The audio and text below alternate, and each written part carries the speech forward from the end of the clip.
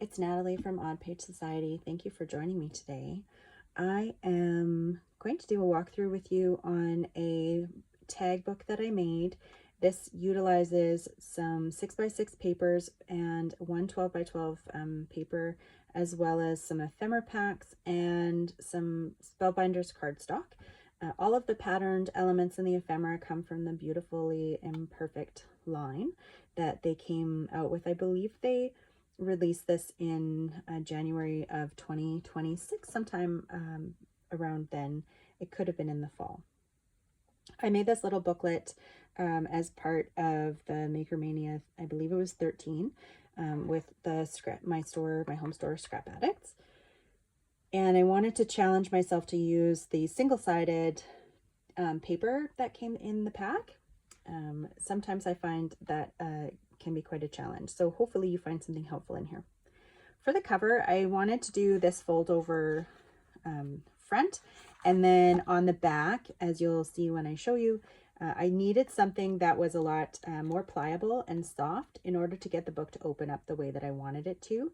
I used a piece of crepe paper that I had thrifted at one point. I believe this was a product that Stampin' Up! Came out with, likely several years ago. I don't know the timeline. There was a period of my life where I wasn't into Stampin' Up! For like very much, so I'm not sure about exactly when all their products came out.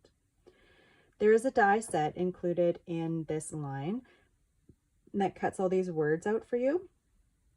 I had several passes through my die cut machine with various colored paper, and this is a mirrored black cardstock that I just added to balance out the bottom here, which is this sort of like black foiled aesthetic and design that the paper naturally comes with.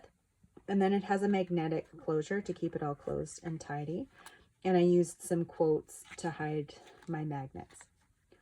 On the inside, each page kind of has a tag, and then each page, when they were adhered together, has a little pocket. So as I go through, I'll just remove the tags for ease of the walkthrough.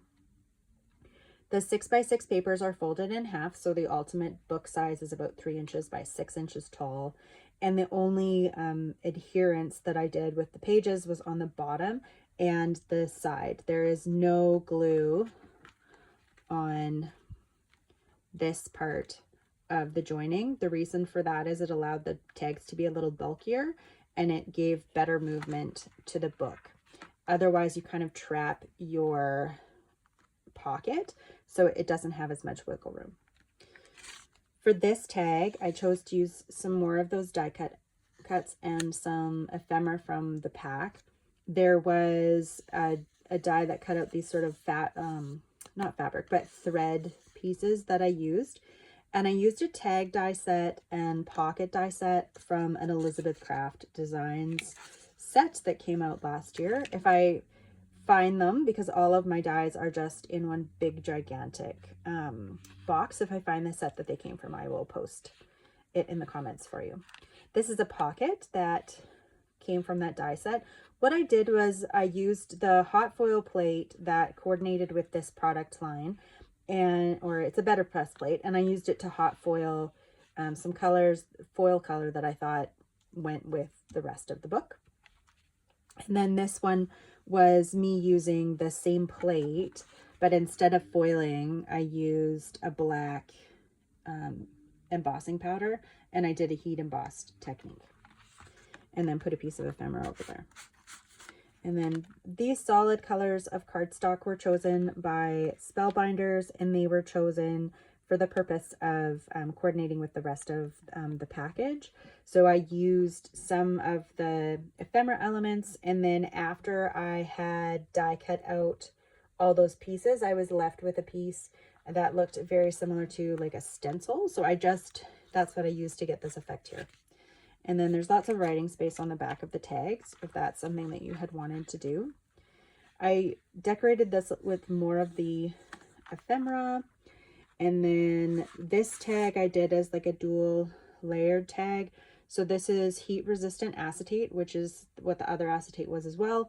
And then that is a Spellbinders product that allowed me to get this foiled accent on top of the tag, and I just pulled the blue kind of out of the bird and out of the house for my color combo.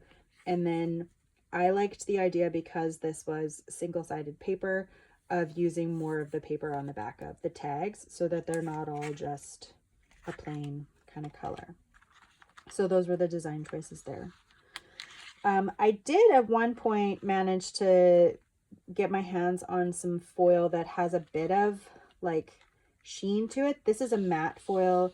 It came with my machine along with a white foil roll, and I can say that I heavily dislike it, but I wasn't in the mood to kind of try to change it or fix it, so it's on there now. This acetate does not stick well with double-sided tape, and I haven't taken the time to find a better adhesive for it, so it just kind of is what it is at this time. This tag was made using one of the rub-ons from the rub-on set from the Beautifully Imperfect line, which I really loved. They were beautiful. I ended up buying a few packs.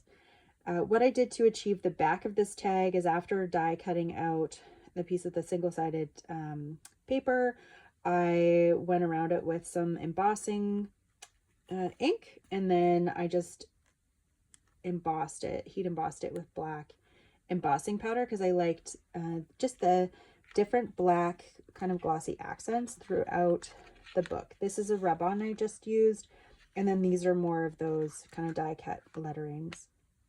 This was my favorite image from this whole line, so I didn't want to cover it up. I wanted to highlight it a bit and just accent it.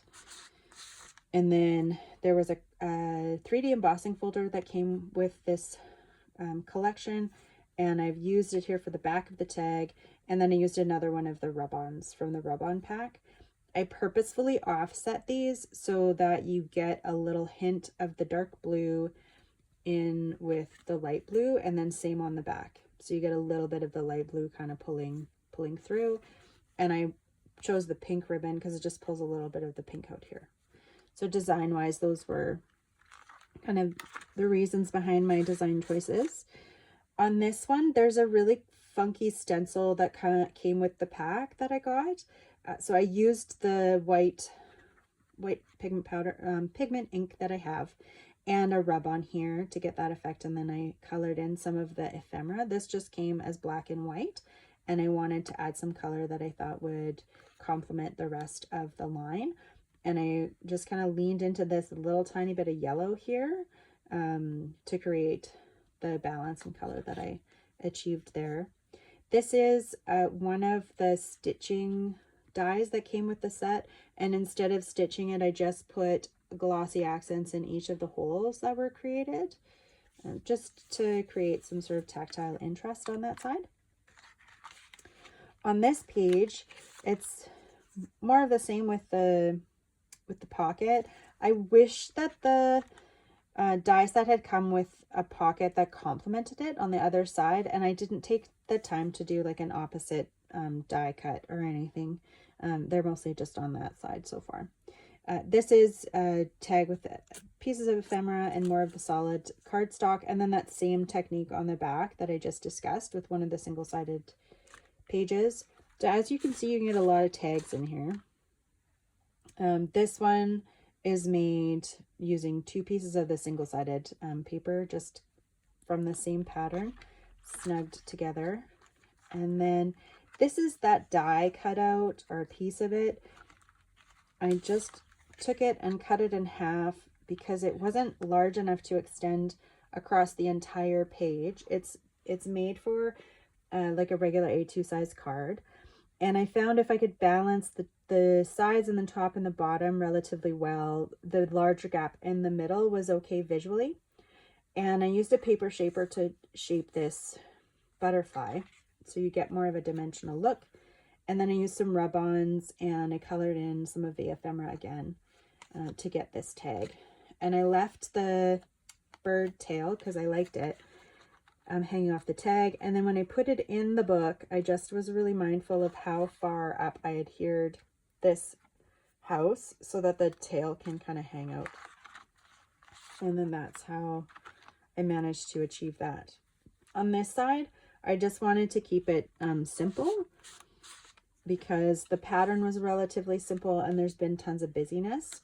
I liked the idea of doing like a double tag, so that's how this part came about.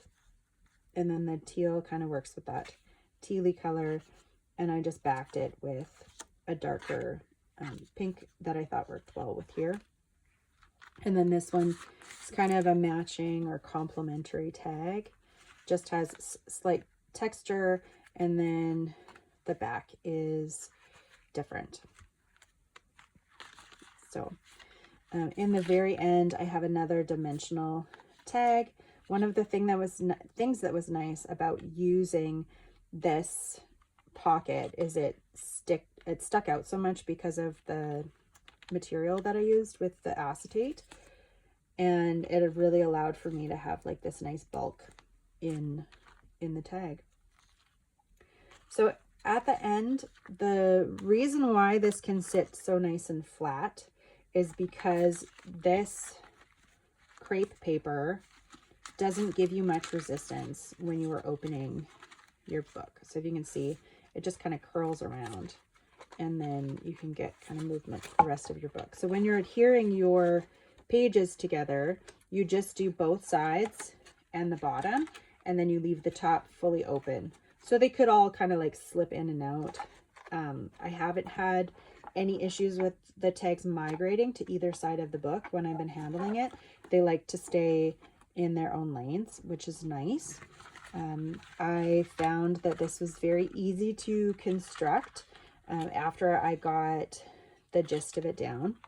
When I was doing the cover, I took a piece of paper and I just measured, like, I knew I needed at least 3 inches. And then after I filled in all of the tags, I measured how much my spine on the front needed to be, how large that needed to be. And then I decided how far I wanted this flap to extend over the front of my book. Part of that had to do with this element and just kind of measuring it off. And then these extra score marks were just me experimenting to get it to fit right.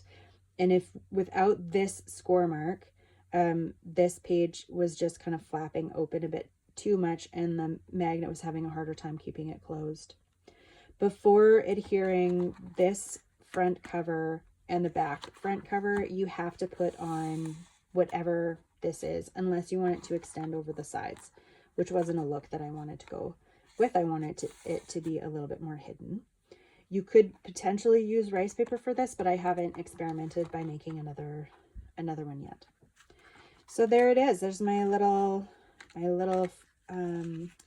tag book. If you found this helpful or interesting, please let me know with a like or a comment below. If you have any questions on how to construct it or how to make it, you can let me know that as well. If you are interested in a tutorial, I can kind of put it on the list of things that I am working on to present to you and the greater creative community that exists. Otherwise, thank you so much for your time today. I genuinely appreciate you kind of checking out what I have to present, and I hope you found that it was helpful and useful for you in your creative journey. It's Natalie from Odd Page Society. I wish you the best of days. Bye.